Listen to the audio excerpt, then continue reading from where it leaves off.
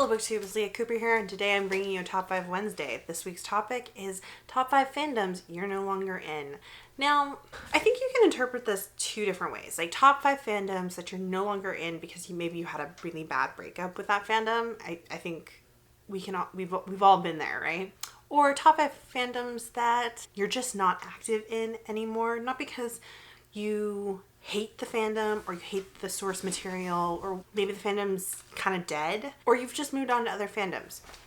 And so for the most part, my list falls into the latter category. These aren't fandoms that I've broken up with or that I necessarily hate. They're mostly fandoms that are on the older side and just aren't really very active anymore. But that being said, let's start off with number 5, which is a fandom that I have definitely broken up with, and that's Supernatural. Supernatural is a tricky beast, right? The source material is incredibly queerbaity, and the people involved in it are both incredibly queerbaity, incredibly misogynist, at least their writing is incredibly misogynist, and kind of incidentally homophobic at the same time, while still being so queer-coded in so many regards. Like, I don't care what anyone says, like anyone on the show, I don't care how terrible Jensen Ackles is about it. Dean Winchester is so bi. Like, he's coded as bisexual.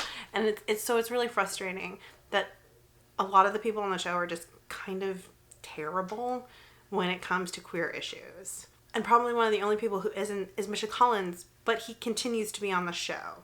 So, yeah. And the show just is the worst for how it treats female characters. How it portrays female characters, how it treats them, how it portrays fans. Like, Becky is the ultimate slap in the fucking face. I watched the first 6 seasons. I watched season 8. I have tried to rewatch it again. I occasionally read some of the fanfic, but ultimately, too many shitty things have been said by people involved in it, and my love for it has really, really died. And I'm definitely not in the fandom anymore. I haven't honestly been in the fandom since 2011. That's my only one that I really feel like I've broken up with. The rest of these, they're just old fandoms. Continuing on, number 4 is Stargate Atlantis. Now, I can't say if this was the fandom I was involved with the longest.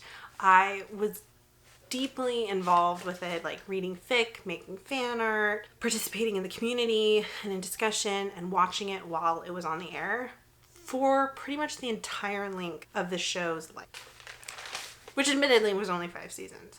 But I have a really bad habit of coming into a fandom at the tail end of its life. So the fact that I started out in SGA fandom in season 1 is kind of amazing for me. This is also the fandom where I think I found the most number of fanfic authors and creators that I have continued to follow.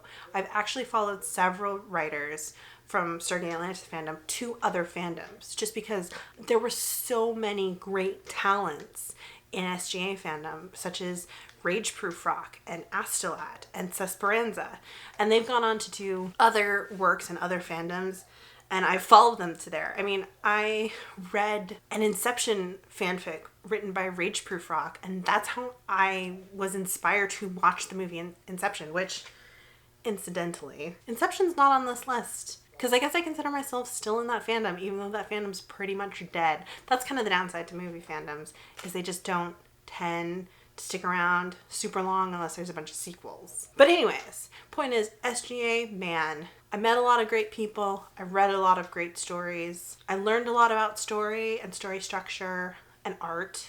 And it was a really interesting, awesome fandom that died too soon because Brad Wright is terrible. Number 3 has to be Buffy the Vampire Slayer fandom. And sort of tangentially Angel the series. But I wasn't really as involved in Angel for nearly as long or nearly as deeply.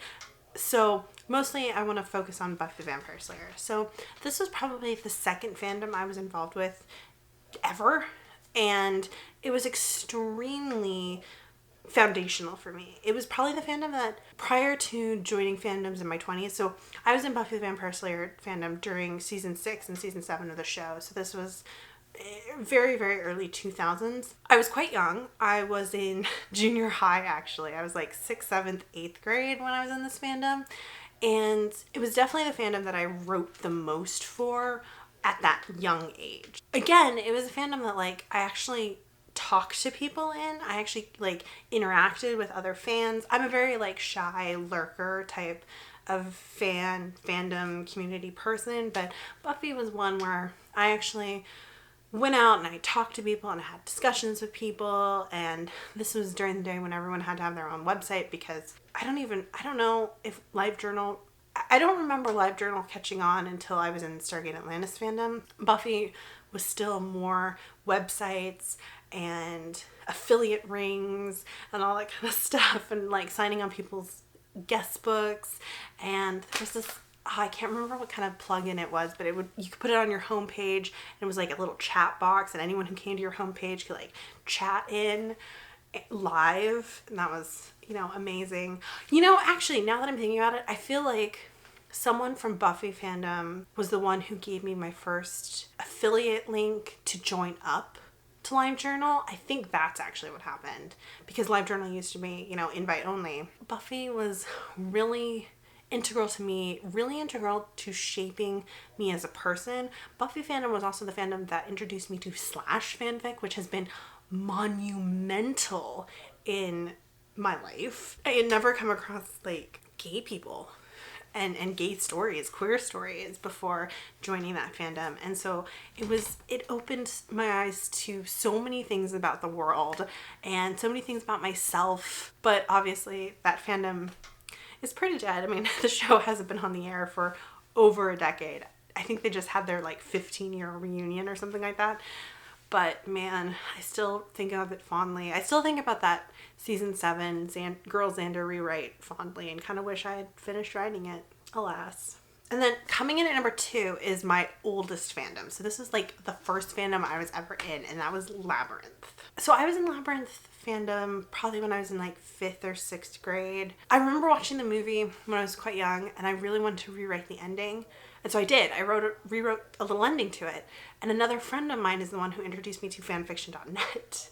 And that just like blew my mind. Suddenly I had access to all these stories, these characters that I loved, and like rewriting scenarios and writing sequels, and it was such an amazing experience. And it got me writing as a very young kid. I never wrote a ton in this fandom. It nudged me in that direction, and it got me started in fandom at all, which has really led to where I am now, writing as a career. I think it's fascinating that in the late 90s, there was still such a deep, profound, widespread love of this weird little 80s movie.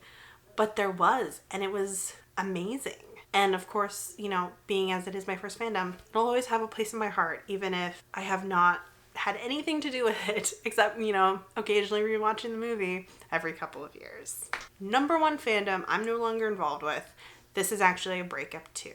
And that's Teen Wolf. I was in this fandom right at the beginning. I watched season 1 pretty much while it was on the air, mostly while drunk on like Prosecco.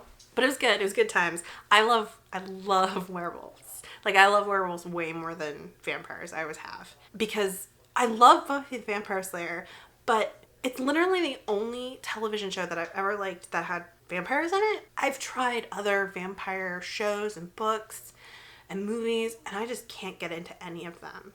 I don't know what it is about Buffy. Probably kind of the way it doesn't take itself too seriously, and it's also very much a monster show. And I'm not into like brooding vampires, But yeah, I've never gotten into vampires in any other thing. But werewolves, I freaking love werewolves. And I love the trend that we have where we're moving away from werewolves as uncontrollable monsters who lose themselves and moving more towards it's a part of them. It also reduces the amount that we demonize wolves, because wolves are actually really useful for the ecosystem and good for nature, and we actually see the environment blossoming when you have wolf packs around. Wolves are great, and I think it's kind of sad how we've historically demonized them. So, Teen Wolf. I mean, it was such a weird, shitty show. Like, it's not well written, it's not well acted. But I was watching it, and I remember first season going, man, Dylan O'Brien's funny. And like the one thing that can like hook me, even when other things are shit, is funny.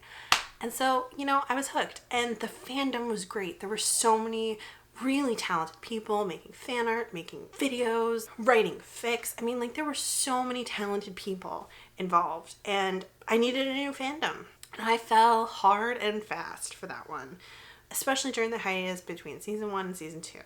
Because I think the thing about Teen Wolf fandom is it has blossomed the most when it's as far away from the source material as possible. Teen Wolf fandom is also the fandom I've definitely written the most for. Like, I've actually written, for me, a significant amount of work. And by a significant amount of work, I mean maybe like 75,000 words of fanfic.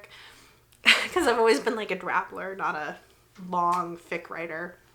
But it really got me writing little snippets, writing character studies in my early 20s. And that led me to participating in NaNoWriMo and winning for once. Because I had kind of worked at writing little bits regularly. And I was eventually able to turn those habits into writing a full-length novel, which was also about werewolves, because I love werewolves. I mean, I really appreciate Teen Wolf for that. But, man, the writing's bad.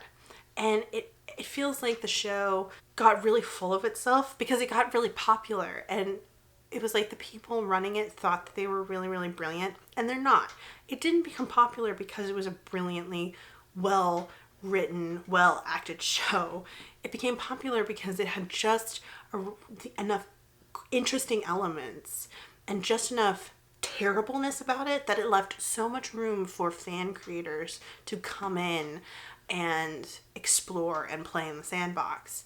But the show, the people involved with it, the showrunner really just got a bloated head. And for a man who I believe is gay, it was extremely queerbaity and extremely homophobic.